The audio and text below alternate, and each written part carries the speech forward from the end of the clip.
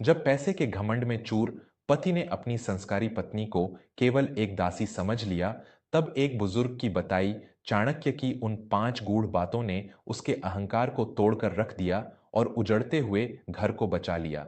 गोकुलनगर नाम के एक बेहद व्यस्त और बड़े शहर में रजत नाम का एक बहुत बड़ा व्यापारी रहता था। रजत ने अपने जीवन की शुरुआत बहुत ही सामान्य स्तर से की थी, लेकिन अपनी दिन रात की अथक मेहनत से उसने अपना एक बहुत बड़ा व्यापारिक साम्राज्य खड़ा कर लिया था।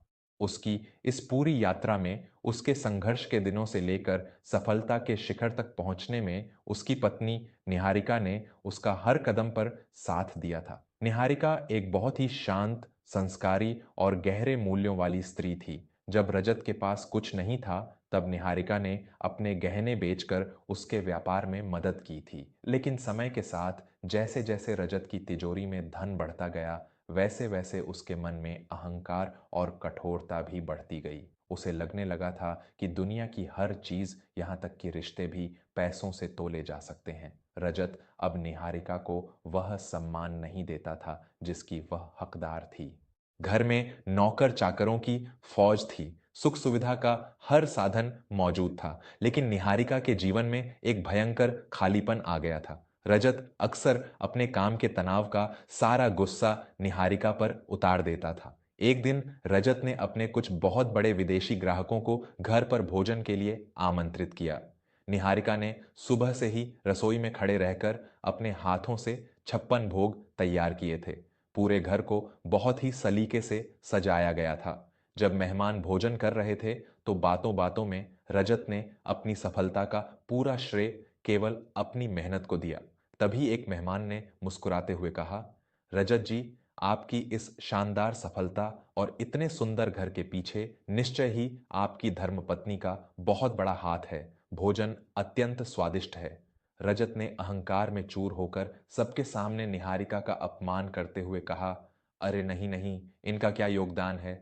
ये तो बस घर में बैठकर मेरे कमाए हुए पैसों पर राज करती हैं। मैंने इन्हें हर सुख सुविधा दी है, नौकर दिए हैं, बस बैठकर खाना ही तो बनाना होता है। असली संघर्ष तो मैंने किया है। ये सुनकर निहारिका का हृदय टुकड़े टुकड़े हो गया।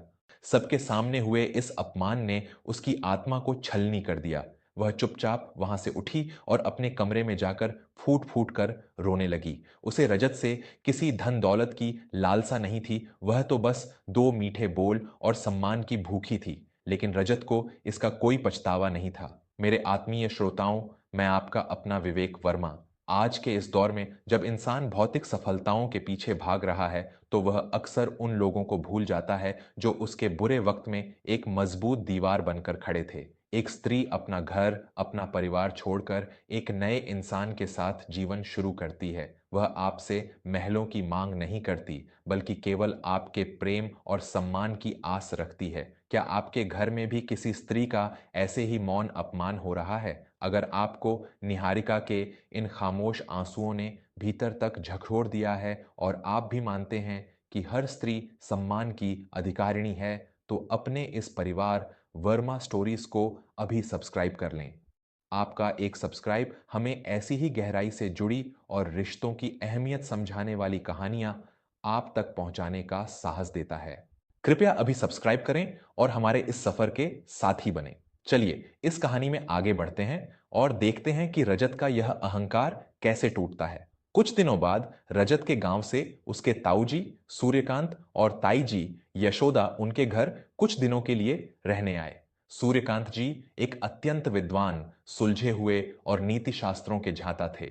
उन्होंने अपनी पूरी उम्र रिश्तों को सहेजने और जोड़ने में बिताई थी। घर में कदम रखते ही सूर्यकांत जी की पारखी नजरों ने भांप लिया कि इस आलीशान घर की दीवारों के पीछे एक बहुत गहरी उदासी और दरार छिपी हुई है।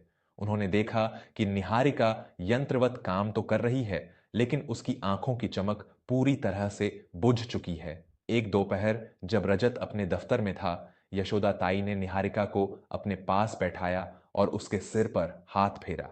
ताई जी का प्रेम पूर्ण स्पर्श पाते ही निहारिका का बरसों का दबा हुआ दर्द आंसुओं के रूप में बह निकला।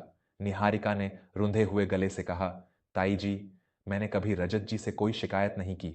जब हम एक छोटे से कमरे में रहते थे, तब मैं अधिक प्रसन्न थी।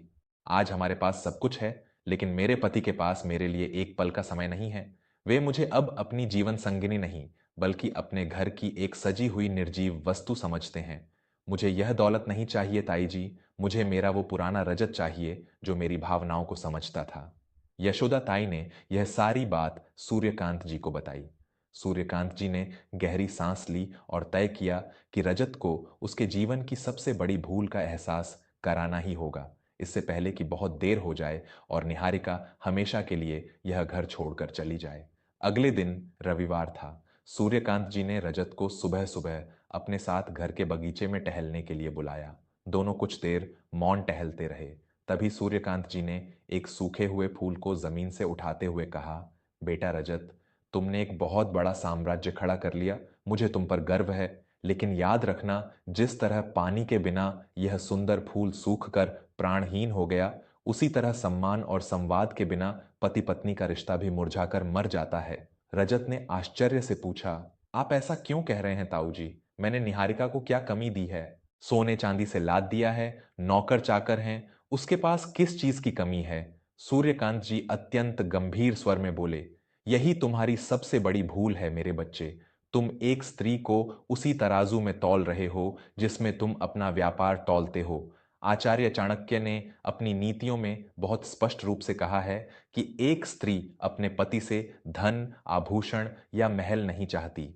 एक संस्कारी स्त्री की 5 ऐसी खामोश इच्छाएं होती हैं जिन्हें वह कभी मुंह से नहीं मांगती, लेकिन अगर वे पूरी ना हो तो वह भीतर ही भीतर घुटकर मर जाती है। और तुम अपनी पत्नी को वही मौत दे रहे हो। रजत स्तब्ध रह गया। उसने पूछा, कौन सी 5 इच्छाएं ताऊ जी? कृपया मुझे बताइए। सूर्यकांत जी ने रजत के कंधे पर हाथ रखा और चाणक्य नीति का वो गूढ़ ज्ञान समझाना शुरू किया। पहली बात, सम्मान। एक स्त्री सबसे पहले अपने पति की नजरों में अपना सम्मान देखना चाहती है। बंद कमरों में तुम उसे कितना भी प्रेम कर लो, लेकिन अगर 4 लोगों के सामने तुम उसका अपमान करते हो तो उसका हृदय चकनाचूर हो जाता है। सम्मान एक स्त्री का सबसे बड़ा आभूषण है जो तुमने उस दिन मेहमानों के सामने उससे छीन लिया था। दूसरी बात, संवाद और तुम्हारी तवज्जो। स्त्री चाहती है कि जब वह दिन भर की थकान के बाद तुम्हारे पास बैठे तो तुम केवल उसे सुनो। तुम्हारी दौलत उसे वो सुकून नहीं दे सकती जो तुम्हारी आंखों में उसकी बातों के लिए दिलचस्पी दे सकती है। तुमने कब आखिरी बार निहारिका से उसकी पसंद नापसंद के बारे में पूछा था? रजत की आंखें झुकने लगी थीं। सूर्यकांत जी ने आगे कहा, तीसरी बात, सुरक्षा का एहसास। एक स्त्री के लिए सुरक्षा का मतलब बैंक का भारी भरकम खाता नहीं होता। सुरक्षा का अर्थ है कि चाहे पूरी दुनिया उसके खिलाफ खड़ी हो जाए, लेकिन उसे यह विश्वास हो कि उसका पति हर परिस्थिति में एक चट्टान की तरह उसके साथ खड़ा रहेगा। लेकिन तुम तो अपने ही अहंकार में उसे हर रोज असुरक्षित महसूस करा रहे हो। चौथी बात, उसके समर्पण की प्रशंसा। एक स्त्री अपना अस्तित्व मिटाकर तुम्हारे घर को संवारती है।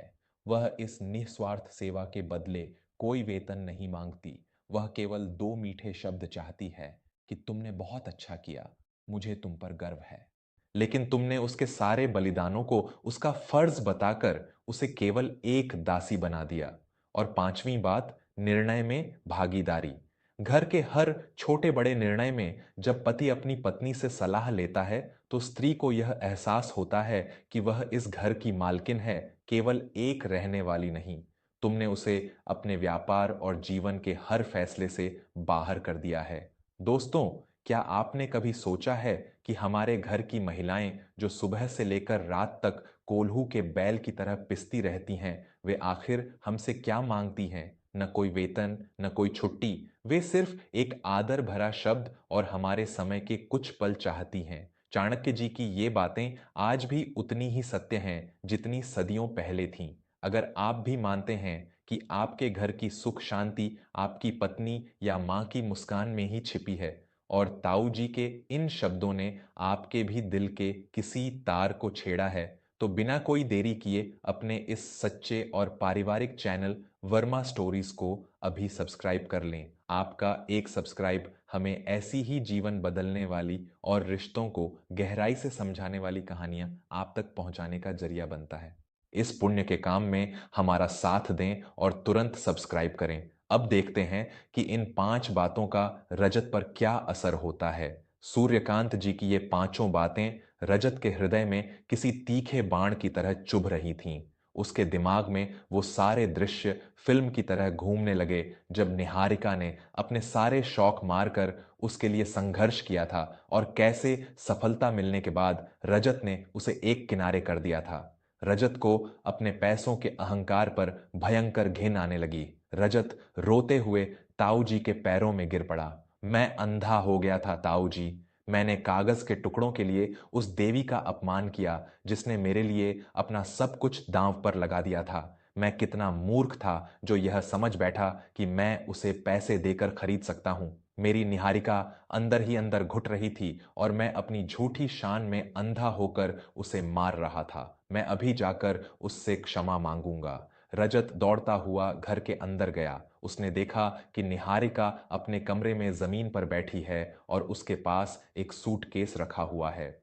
निहारिका ने तय कर लिया था कि जिस घर में उसकी आत्मा का रोज कत्ल होता हो वहां वह अब एक पल भी नहीं रहेगी। वह अपने मायके जाने के लिए तैयार थी। यह देखकर रजत के प्राण सूख गए। वह दौड़कर निहारिका के पैरों के पास जमीन पर बैठ गया और उसने निहारिका के दोनों हाथ अपने हाथों में ले लिए। रजत फूट फूट कर रो रहा था। मुझे छोड़कर मत जाओ निहारिका। मैं दुनिया का सबसे नीच और स्वार्थी इंसान हूं। ताऊ जी ने आज मेरे आंखों पर पड़ी अहंकार की वह पट्टी खोल दी है जिसने मुझे पूरी तरह अंधा कर दिया था। मैंने तुम्हें वो दर्द दिया है जिसकी कोई माफी नहीं है, लेकिन भगवान के लिए मुझे एक आखिरी मौका दे दो। तुम्हारा यह पति मर गया था निहारिका। आज तुमने मुझे फिर से जिंदा किया है। मैं वादा करता हूं कि आज के बाद तुम्हारे इस सम्मान और तुम्हारी इन खामोश इच्छाओं को कभी मरने नहीं दूंगा। निहारिका ने अपने पति को इस तरह बच्चों की तरह रोते हुए और अपने अहंकार को तोड़ते हुए पहली बार देखा था। एक स्त्री का हृदय बहुत विशाल होता है। वह सदियों का दर्द एक पल में भूल सकती है अगर उसे सच्चा पश्चाताप और प्रेम दिख जाए। निहारिका की आंखों से भी आंसुओं की धारा बह निकली। उसने अपने कांपते हाथों से रजत को उठाया और उसे गले से लगा लिया। मुझे आपसे कभी कुछ नहीं चाहिए था रजत जी, बस यही 2 शब्द और आपका ये साथ ही मेरी सबसे बड़ी दौलत है। उस दिन के बाद से रजत का पूरा जीवन बदल गया। उसने व्यापार के साथ-साथ अपने परिवार और निहारिका को समय देना शुरू किया। वह घर के हर निर्णय में निहारिका की राय लेता। समाज में और 4 लोगों के बीच वह गर्व से निहारिका का परिचय अपनी प्रेरणा और अपनी सफलता की सबसे बड़ी वजह के रूप में करवाता। गोकुल नगर का वह आलीशान मकान जो पहले केवल ईंट पत्थरों की एक निर्जीव इमारत था, अब सही मायनों में एक खुशहाल घर बन गया था। ताऊ सूर्यकांत और यशोदा ताई ने दोनों को आशीर्वाद दिया और वे खुशी खुशी अपने गांव लौट गए। मेरे प्यारे दोस्तों, यह कहानी हमें जीवन का वह शाश्वत सत्य सिखाती है जिसे अक्सर हम भूल जाते हैं। धन दौलत और सफलता जीवन जीने के लिए आवश्यक हो सकते हैं, लेकिन जीवन में खुशियां और सुकून केवल तभी आता है जब आप अपने रिश्तों का सम्मान करते हैं, विशेषकर उस स्त्री का जो आपके लिए अपना पूरा जीवन समर्पित कर देती है। चाणक्य जी की वे 5 बातें सम्मान, संवाद, सुरक्षा, प्रशंसा और निर्णय में भागीदारी किसी भी दांपत्य जीवन को स्वर्ग बना सकती हैं। कभी भी किसी भी इंसान को, चाहे वह आपकी पत्नी हो या माता-पिता, अपनी दौलत से तौलने की कोशिश मत करना, क्योंकि जो चीजें दिल से जुड़ी होती हैं, उनकी बाजार में कोई कीमत नहीं होती। अगर रजत और निहारिका की इस कहानी ने आपको भावुक किया है, अगर ताऊ जी की उन 5 बातों ने आपको जीवन की एक नई सीख दी है और आप चाहते हैं कि हर घर में पति पत्नी के बीच ऐसा ही अटूट प्रेम और सम्मान बना रहे, तो बिना कोई संकोच किए अभी वर्मा स्टोरीज चैनल को सब्सक्राइब कर लें। आपका एक सब्सक्राइब और आपका साथ ही हमारी सबसे बड़ी शक्ति है, जो हमें ऐसी ही अनमोल पारिवारिक और संस्कारवान कहानियां हर घर तक पहुंचाने की प्रेरणा देता है। अपने परिवार का ख्याल रखें, घर की स्त्रियों का सम्मान करें और कमेंट में अपना अनुभव और जय श्री राम जरूर लिखें। हमेशा सुनते रहें और जुड़े रहें अपने इसी परिवार के साथ, वर्मा स्टोरीज। आप सभी का हृदय से बहुत बहुत धन्यवाद।